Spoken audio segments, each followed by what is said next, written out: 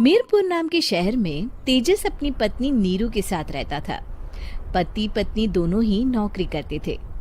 एक दिन तेजस गांव अपनी माँ के पास फोन करता है। हेलो, प्रणाम माँ। जीते रहो माँ, तुम दादी बनने वाली हो हैं?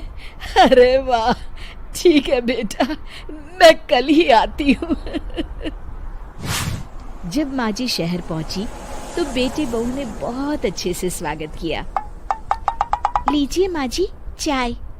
अरे गर्मा गर्म पकोड़े ले आओ माँ के लिए। नीरू रसोई में गई और 2 मिनट में ही पकोड़े ले आई। जी ये लीजिए। बहू, जादू से बनाए हैं क्या?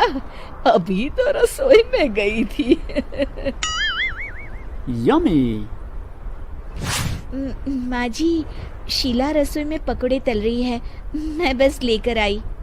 हे भगवान, मेरा धर्म भ्रष्ट कर दिया तूने। अब तो गंगा जल से शुद्धिकरण करना होगा। दूसरे दिन, माँ जी मैंने नाश्ता बना दिया है, ऑफिस जा रही हूँ। पर अभी तो घर का सारा काम पड़ा है। शीला आती ही होगी, झाड़ू पोछा बर्तन कपड़े वो सब कर लेगी। हमारे जमाने में घर का सारा काम हम ही करते थे। जी माँ जी, आप बहुत होशियार हैं, मैं घर ऑफिस दोनों नहीं संभाल पाती। तो जरूरत क्या है घर से बाहर जाकर चाकरी करने की? वैसे भी घर का काम खुद करने से घर में बरकत आती है, समझी? पर माँ जी। पर वर कुछ नहीं, इस महीने की पगार मिले फिर ऑफिस बंद। हाँ।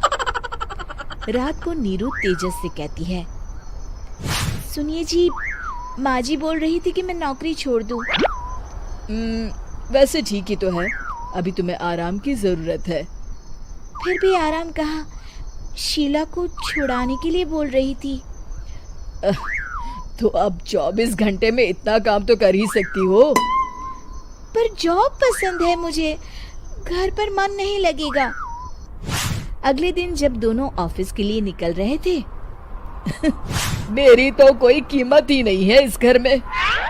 माँ जी, आजकल महंगाई बहुत है, रहन सहन भी बदल गया है, दोनों नौकरी करते हैं तभी ठीक रहता है। अच्छा, तू कहना क्या चाहती है? मेरा बेटा तुझे बिठा के खिला नहीं सकता? तू ही इस घर का खर्च चला रही है, हैं? नहीं माँ जी, मेरा वो मतलब नहीं था। मतलब खूब समझती हूँ, ये बाल धूप में सफेद नहीं किए मैंने। हाँ। अब तो ये रोज का काम हो गया था। तेजस भी रोज की झिकझिक से परेशान हो गया था। एक दिन उसने कहा, नीरू, वैसे भी तुम्हें मैटरनिटी लीव मिलने वाली है, तो अभी से ही छुट्टी ले लो। पर क्या, मेरी सैलरी अच्छी खासी है। आखिर नीरू ने रिजाइन कर दिया। जब बच्चा हुआ तो घर में सब बहुत खुश हुए। कुछ दिनों बाद तेजस फाइल देख रहा था। क्या हुआ तेजस, कुछ परेशान लग रहे हो?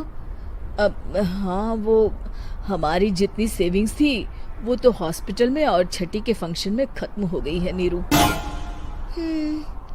और अभी वैसे मंदी चल रही है तो मैं बोल रही थी कल मुन्ना को हेपेटाइटिस का टीका लगवाना है। नीरू, क्या पोस्टपोन नहीं कर सकते? नहीं जी, बिल्कुल नहीं। अब तेजस को समझ में आ रहा था कि उससे गलती हुई है। पैसों की कमी का असर घर के माहौल पर भी पड़ रहा था। अगले दिन, बेटा मेरा चश्मा और ये दवाइयाँ ले आना, पर्चा देते हुए माँ जी ने कहा। जी। तेजस, मुन्ना के लिए दूध का डिब्बा और डायपर भी ले आना, और ये किराने के सामान की लिस्ट है, इसे भी लाना है। तेजस गुस्से में लिस्ट मरोड़कर फेंकता है और चिल्लाता है, पैसे क्या पेड़ पर उगते हैं? ये ले आना, वो ले आना।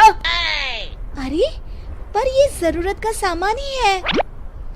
वो गुस्से में बिना कुछ कहे ऑफिस चला गया। अरे लंच तो ले जाइए।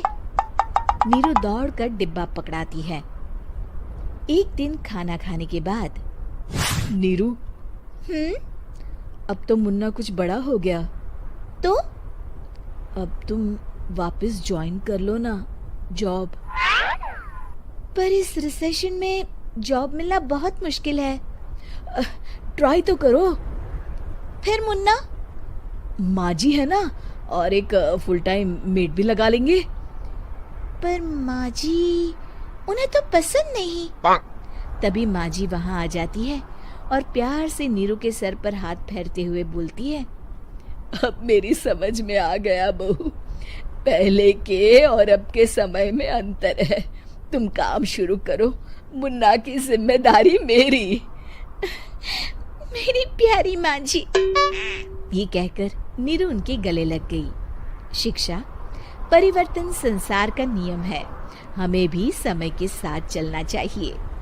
उम्मीद है कि आपको हमारी ये कहानी पसंद आई होगी। कृपया हमारे चैनल को सब्सक्राइब करें और सभी अपडेट्स के लिए बेल आइकन जरूर क्लिक करें। और हाँ, वीडियो लाइक और शेयर करना मत भूलिएगा। Bye bye.